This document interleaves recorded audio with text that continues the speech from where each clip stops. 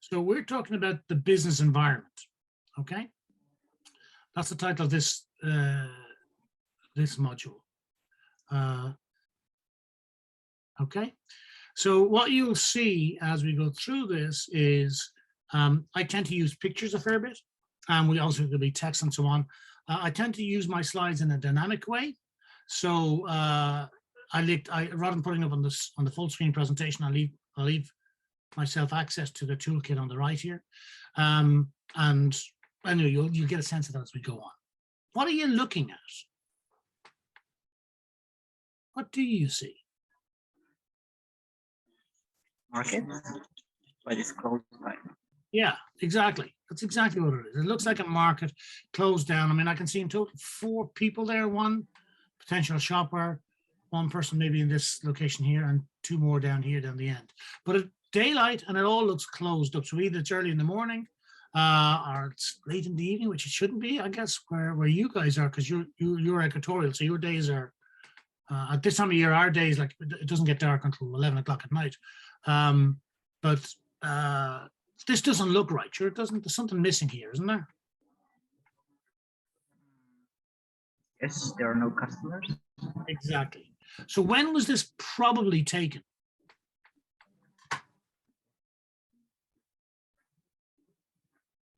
Usually public holidays, maybe.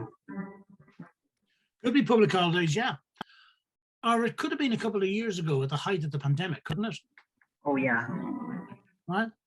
When all of a sudden everything changed. And I suppose I wanted to use that as an introduction into this idea of business and business environment. So we're going to talk about business, what business is.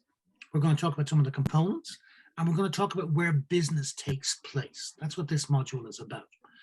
And I suppose one of the fundamental things we have to realize is that we don't exist, our businesses don't exist in a static environment. Everything is moving, everything is changing. And that's why we need to think about things like, well, what happened under COVID? What's happening with technology? What's happening in markets and so on? So that's what we're going to kind of explore.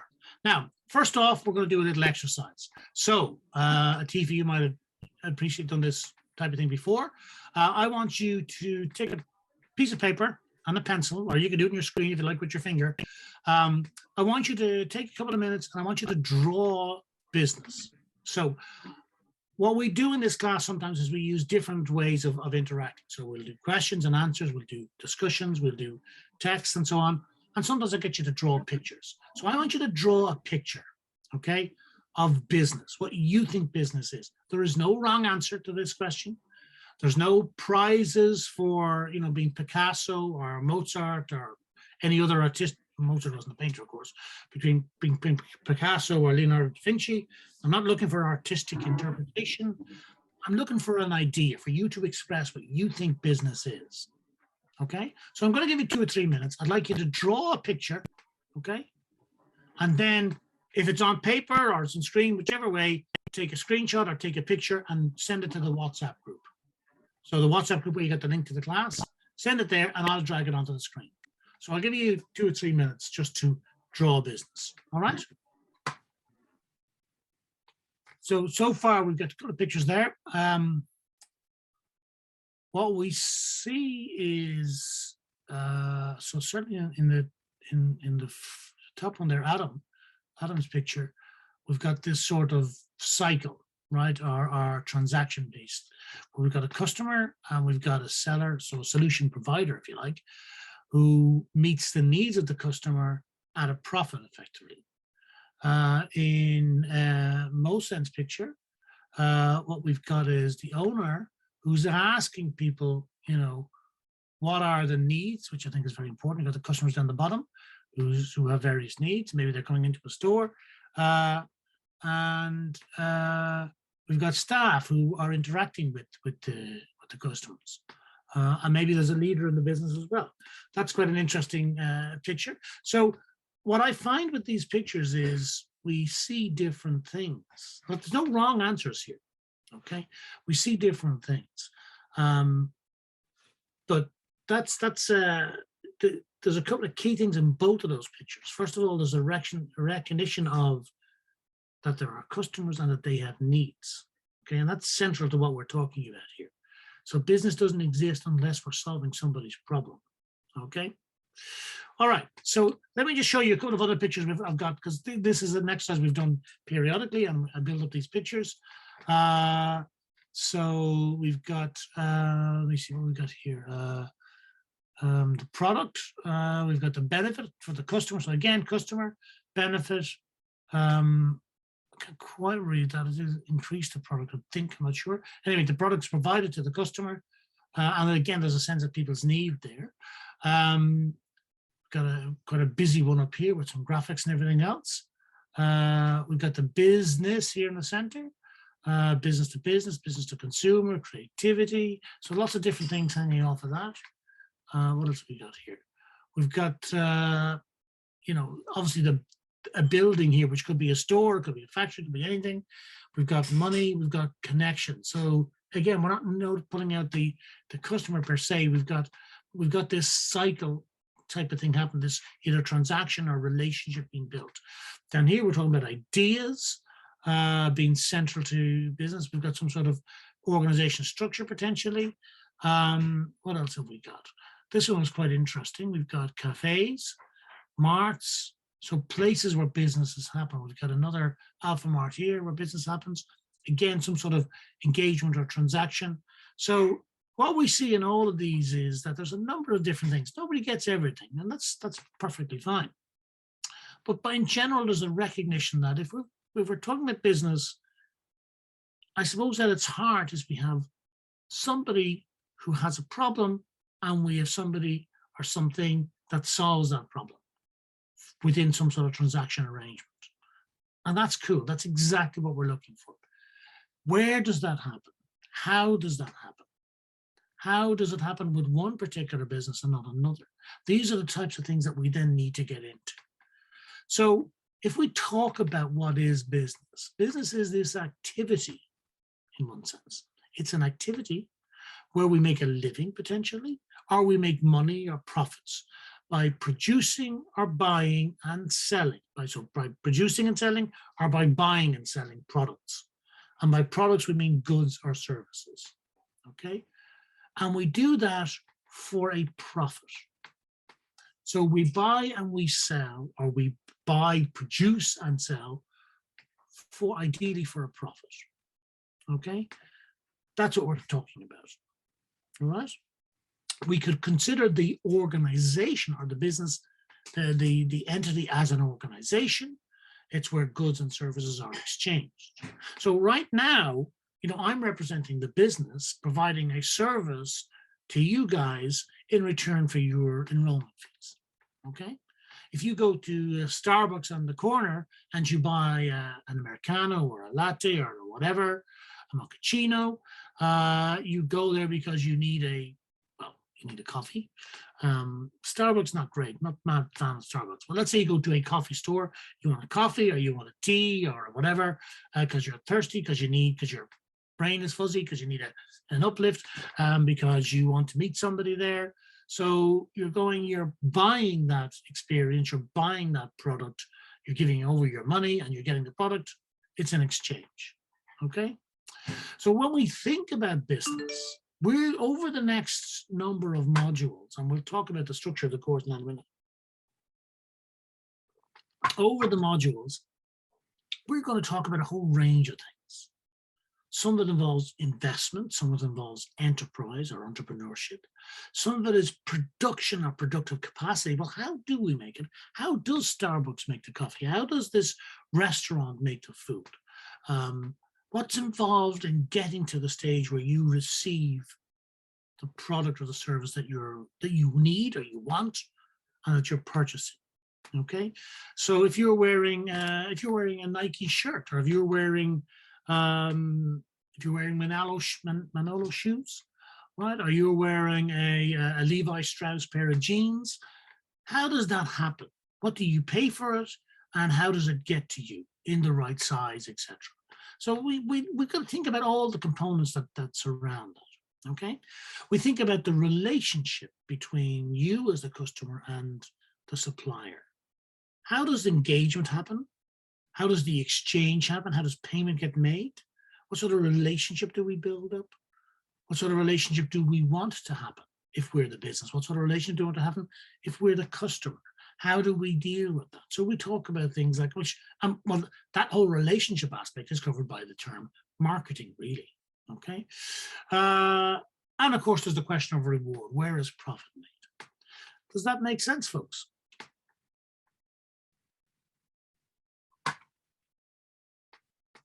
You okay with that?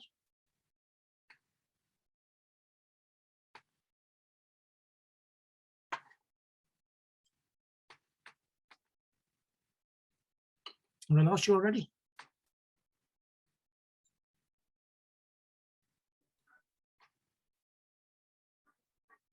Yeah, are you guys okay with that? Yeah. Okay, good. Okay, so that's, I guess, what we're going to be talking about. And this particular module is about the environment that happens in, but we'll come back to that in a minute. So when we think about this, most people think we need to focus on this equation: sales minus costs equals profit. Right? We think business, we think sales, we think costs, and we think about profit. We think that that's what it all boils down to, doesn't it? Would you sort of, would that be close to what we think about? Yeah, sales minus cost equals profit. That's kind of where we live, right? And I think that's perfectly valid. Done that myself, but I think there's something far more important. Okay, before we even get to that equation, before we even get to talking about that, there's a really, really important question. What's the one mandatory requirement for any business? What must any business have? What must every business have? There's only one mandatory requirement. What is that? What do you think?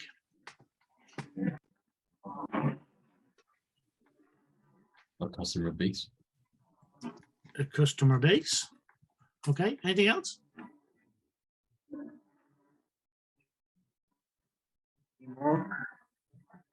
Sorry, Mohsen?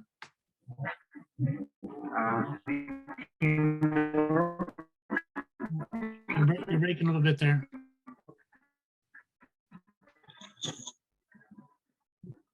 Do you want to type it? Teamwork. Okay, yeah, teamwork. Good. Okay, good. Okay, anything else? Money to start with, like capital. Capital. Money to start with. Yeah, anything else? I'm not saying these are wrong, by the way. These are all important. What other things do we need? Maybe what makes business to be different from other business, or what different services can give. What makes us unique? Yeah, unique. Yeah. Which really means why should someone buy from us and not our competitors? Okay. All right. Anything else? Right. Again, these are all good answers.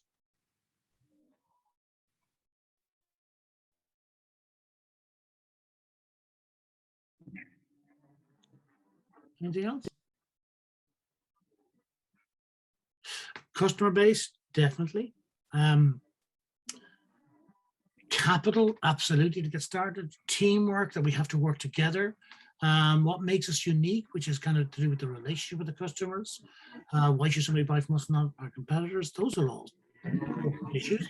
It could be something as you know, what about our product or our service? Okay, or our production capacity, capabilities. These are all really important, right? But there's one question which every business needs, you can't do without. a paying customer. That's it. We absolutely have to have a paying customer. I mean, if we don't have a paying customer, it doesn't matter if we have the capital. It doesn't matter if we can make ourselves unique. It doesn't matter if we have a product or a service. We actually need customer, and we can have a customer base, but unless they're paying customers, we're in trouble, aren't we? Okay. So we got to have a paying customer is the most important thing. And the reason I say that is because that validates the business. It means if we're going to be in business, we're going to provide, we're going to do something which requires an investment of our time, or in some cases our money. We have to get some sort of return for that. We need some sort of return for that. So unless the customer is paying, we have a problem. We just become a money pit, right? Become an investment pit, okay? So we need a paying customer. So that brings me to this. I think this is a great place to start, okay? I'd love to say I took this picture, but I didn't. But I saw this type of thing happening. It was in Hanoi, 2006 was the first time I saw it. And I remember walking down the street and there was a guy and he had a mirror just like that, hung on a nail on a wall on the street, and he had a chair in front of it and he had a scissors in his pocket and he was waiting for a customer, okay? This to me is the perfect business, right? Really simple. There's a customer base and he's not going to do it unless somebody's going to pay him. So he's going to capture customers going by who need a trim or whatever. Maybe they'll sit down, he'll cut their hair, and they'll pay him whatever in Vietnamese dong or in $1 or $2, and he makes some money. So he's got a paying customer and his business is extremely simple, very low level of resources required, and a lot of potential customers. Now, the customers aren't paying a fortune. You're not going to become a millionaire on this, but you know what? It's a very simple business. Does that make sense? Yeah. So I think, you know, that model, excuse me, by the way, I have two screens here. So sometimes I'm not looking at you, I'm looking at something else on the screen. I think that model makes absolute sense. I mean, you know, if you think about it, right, this guy's a little bit more advanced, okay? He's got his mirror, you know, it's positioned nicely on this tree. So he's nailed a wooden block into it, he's hanging the mirror on the tree. He's got his chair, he's got a little cloth here, which you find in any barber store or whatever. He's managed to put this little box up on the tree here. Now, maybe he brings his box home at night, I don't know. Okay, maybe everything goes into this box and he takes it along and he unpacks it and he hangs it. He's got a little sort of shelf on the tree and he comes back to the same spot every day. Maybe that's how it works. But he's got, you know, he's got his utensils there. So comb, probably a couple of different scissors, maybe a little razor, maybe some shaving foam, maybe some ointment or gel or whatever. And he's got his little setup here, right? I think he's quite fancy because I think there's a little wire coming down the tree there. So maybe he's plugged into a little power outlet somewhere. Maybe he's renting a little bit of power from the store or whatever it is, which means he can have those little motorized, not motorized, those little trimmer things, you know, that you can do the nice stuff around the place. So he's got a pretty good setup here. Doesn't cost him much. Okay. Has he got a permit? Who needs a permit? Maybe that's where he's at. Maybe it's a payoff to a local cop, who knows? But either way, he's got a perfect little business going here on the street, right? And I think it really is enterprise. Now, what we see is he's offering haircuts, okay? You're right about an audience, right? A customer base, because he's got a passing trade, you know. Now, I don't know about you guys, right? I get my hair cut maybe 4 times a year, okay? And actually at the moment, my wife does it because, you know, under COVID, we learned that was possible. But, you know, good old barber, every 6 weeks, every 2-3 months. It's what, 20 minutes, pay your money, you take your chance. In this particular case, you know, somebody walked down the street, you know, it's a low cost solution. Maybe somebody gets it done once a week, they get a little trim to keep everything nice and neat. Lots of passing trade, football, you know, if he gets 100 customers, I mean, let's say how many heads he could do in a day. Well, just let's boil the numbers down for a minute. Let's say he does 2 an hour over an 8-hour shift. That's 16 heads a day. Okay. Let's say he's getting, I don't know, let's say $2 a head, right? That's $32 a day, 5 days a week is $160 a week. If he does that 50 weeks of the year, that's $150 by 5, $750. So it's $7,500 a year. Okay. And that's if it's in Hanoi or somewhere. Okay. So I don't know what the going rate might be where you are. Here it's probably €10 a head to get your, it's probably more than that. It's probably 10 to 12 euro, maybe 15 euro to get just a straightforward haircut in a barber store here in Dublin. But that's because it's a shop, and this doesn't work on the street in Ireland because it's too cold in the winter and it's too wet. Okay.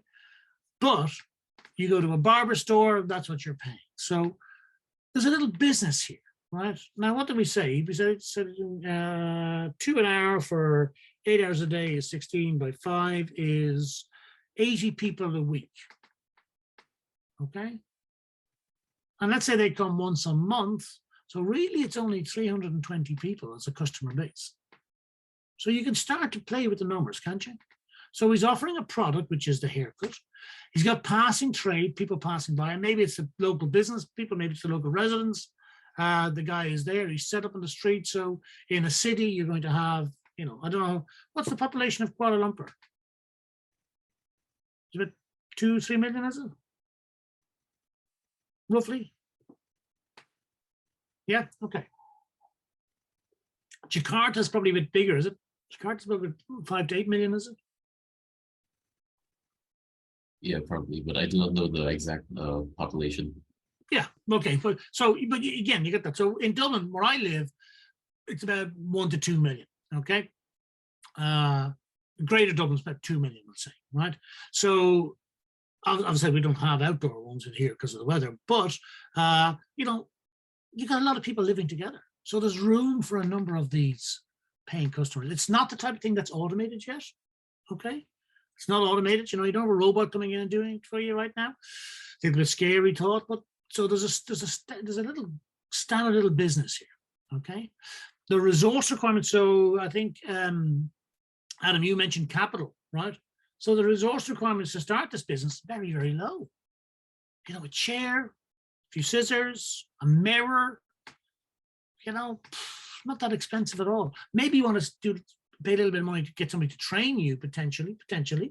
But it's a very low cost business to get up and running. Okay. But what it does yield very, very quickly is paying customers. As long as you do it right, somebody's going to pay you, and they're going to pay you there and then. So this type of business is a little cash generator. Okay. Helps you get up and running. What's the problem with this business? Can you grow this business?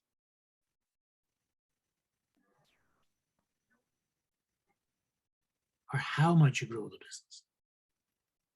What are the limiting factors?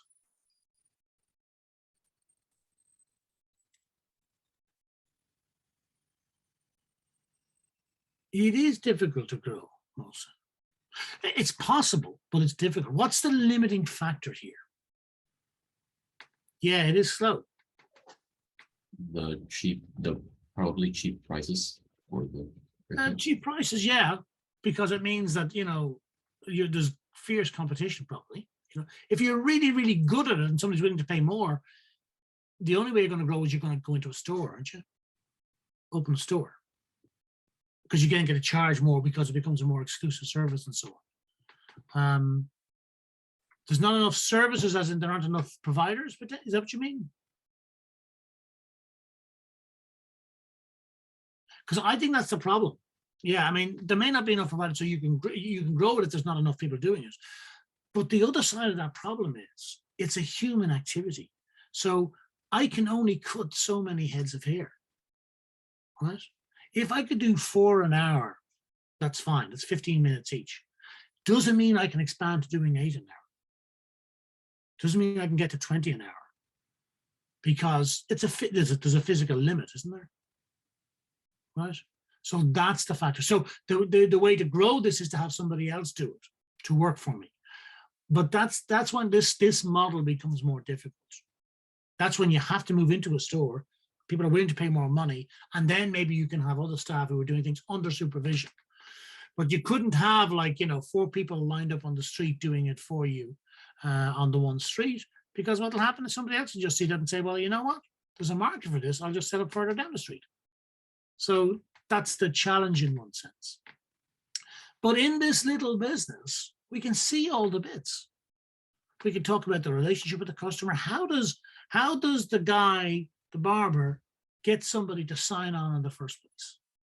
How does he say to Mohsen coming down the street, or Adam coming down the street, or Atifa? How does he say to Atifa, get your boyfriend or your husband or your brother, get them to get their haircut here, or get your own haircut there, right? I mean, I'm envisaging this as a barber's for men, but I don't know, maybe it is, maybe it could be for women too. But how does you make that transaction happen? How do you get somebody to do that? Is it purely based on price? How much? Nah, maybe. Is there a haggling involved? You got all of these pieces there, right? So this is the perfect little business to start with. So yeah, communication skills are important. Exactly. And we'll talk, that communications is another module we're going to talk about. So we're going to talk about business. We're going to talk about the business environment that this occurs in. We're going to talk about what happens around it that shapes it. Then in other modules, we're going to talk about, well, what does it take to get this business up and running? What does it take to build that relationship with the customer, etc.? So this is what we're talking about, because this business model, this on-street barber, is a microcosm of the business, just like all of these other things are businesses. And some of these you will know. Microsoft, you know the name. Apple, you know the name. Marvel Studios, we may know the name. Google, of course. Toyota, Zara. Do you know Zara? Do you have Zara? Yeah. Ryanair, you probably don't know Ryanair. Ryanair is a low-cost airline here in Europe, but you know Air Asia, right? Or other low-cost airlines where you guys are. You may not know Aldi. You probably know IKEA. Yeah. So there's lots of different businesses, and what they are is just expansions of the street barber that just become much more complex. So we can talk about business on this level. We can talk about it on the level of these guys here, okay? And we will in time. One of the first ones we're going to do is we're going to talk about IKEA, okay? So what I want to do is I want to share a video with you.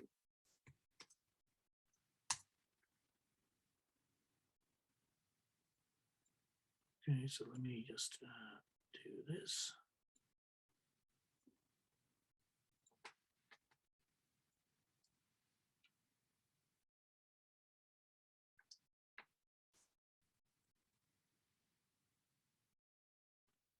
And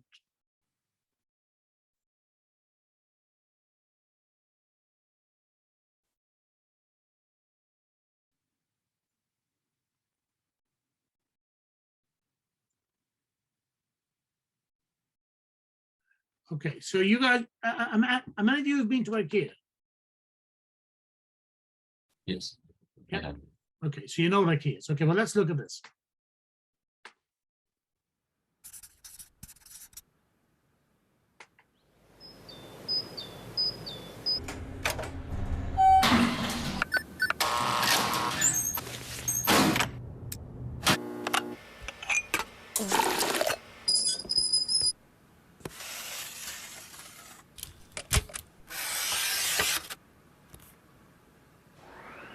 To create a better everyday life for the many people.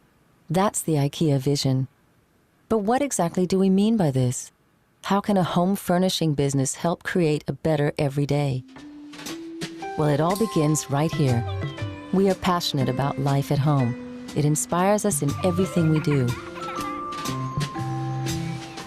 So, to learn what people really need and dream about, we go out and visit homes all over the world. We talk with people, we measure things, we open closets and look in cabinets. We focus on the many people. especially those with thin wallets, because we believe good home furnishing is for everybody. All of these conversations give us valuable insights that we use as the starting point for developing our products and home furnishing solutions. We put our heads together and work hard to come up with affordable ideas to make everyday life at home a little better by creating home furnishings that combine good quality, form, function, and sustainability with the lowest possible price. We call this unusual combination democratic design, and it's what we believe makes our products unique.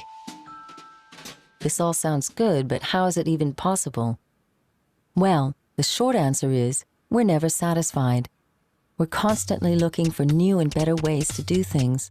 We turn problems upside down, invent new techniques, try new materials, and continuously refine our production and distribution. To us, true innovation happens when we can connect knowledge about life at home with our experience and discoveries throughout the entire value chain.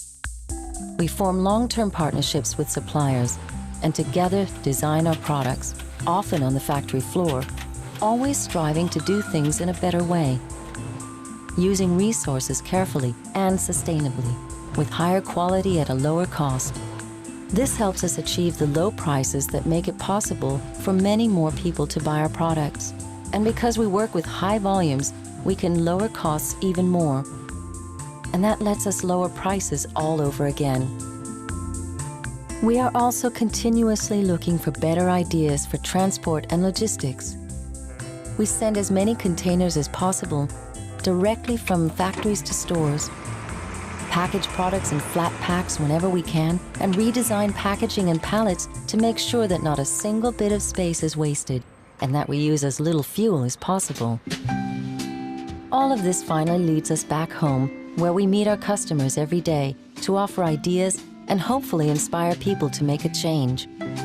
We love to share our passion for life at home, and the idea that with little means, we can all enjoy big improvements. Our relationship with our customers is a partnership. Together we save money. But let's back up for a moment. Producing, distributing, and selling high volumes requires resources, factories, and energy, and involves many people along the way, doesn't it? How do we make sure that this process is sustainable and adds to a better everyday life? Well, since we drive the entire process from forests and fields to factories and stores and into people's homes, we can influence every step along the way. We are working towards having an overall positive impact on both people and the planet, and have made a commitment to use resources responsibly and produce more renewable energy than we consume, continuously improve working conditions, and help to create a better everyday life for people and communities touched by our business.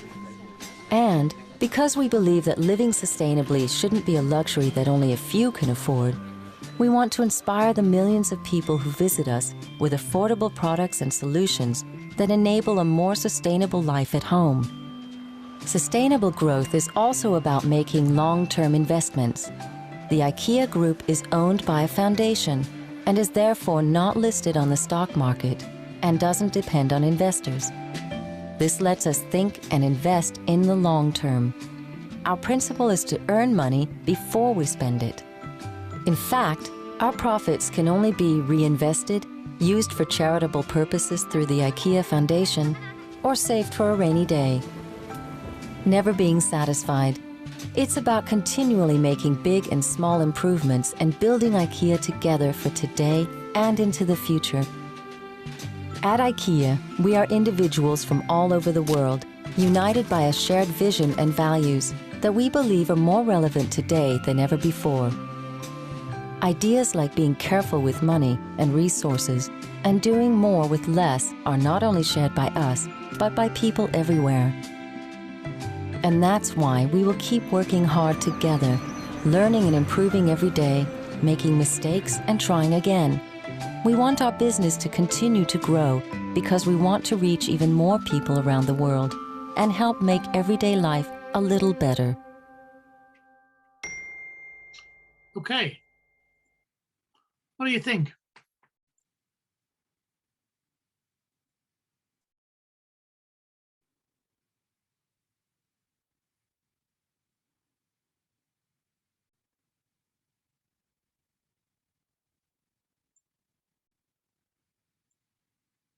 What do you think? Now, look, I'm not a, I mean, I like IKEA, right? I'm under no illusions that it's, you know, that it's necessarily a force for good in the world. I don't necessarily think that's a business, just like any other business. But I think what that video shows is the complexity. Yeah, it's well planned. It's well planned, and you know the way they draw it out shows all the different aspects of the business. You know who their customers are, what their customers want, how they determine that, how they design products, how they get those products produced, how there's an element of distribution, and there's sustainability, and it all ties in together, right?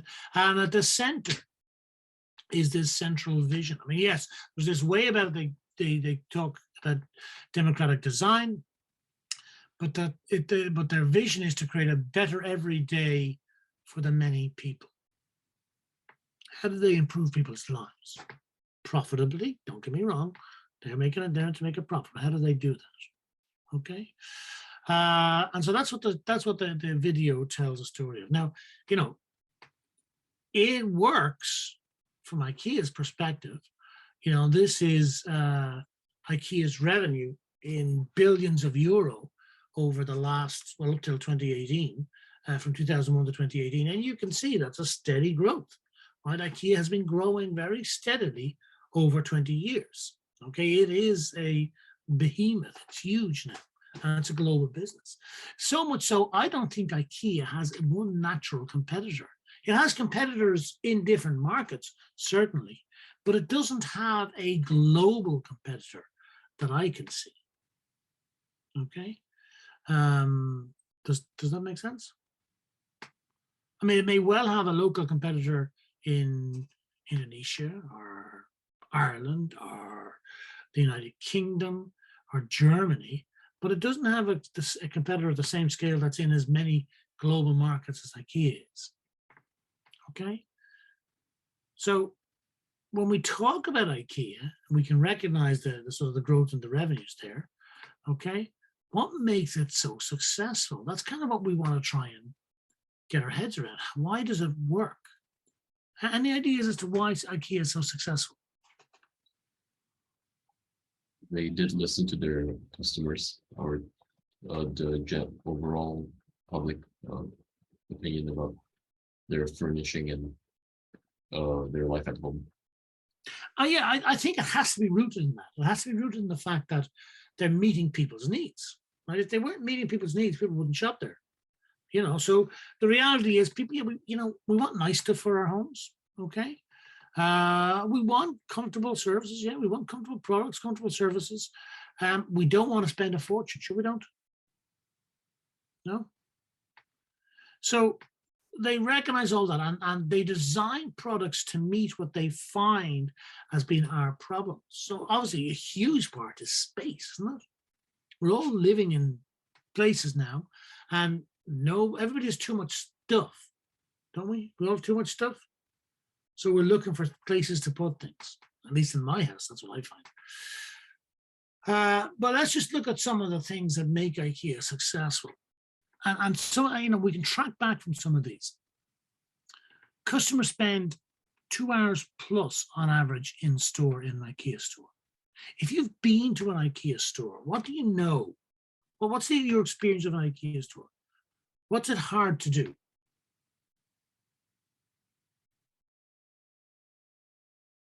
Or what do you end up doing?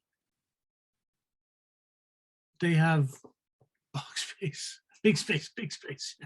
They're huge. I examine every single piece of furniture that they have in store while walking through the aisles.